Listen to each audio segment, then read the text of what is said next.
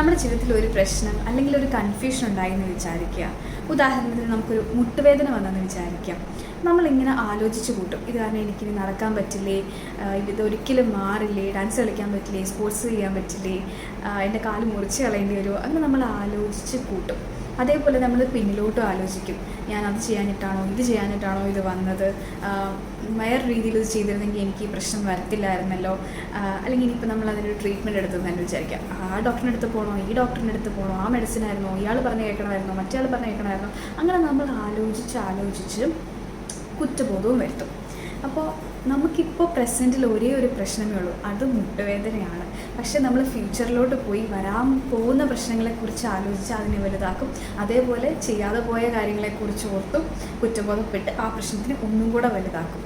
ശരിക്കും ഒരു ഇൻറ്റൻസിറ്റി ഉള്ള ഒരു പ്രശ്നത്തിനെ നമ്മളൊരു 100 ഇൻറ്റൻസിറ്റി ഉള്ള ഒരു വലിയൊരു പ്രശ്നമായിട്ട് നമ്മൾ മാറ്റും.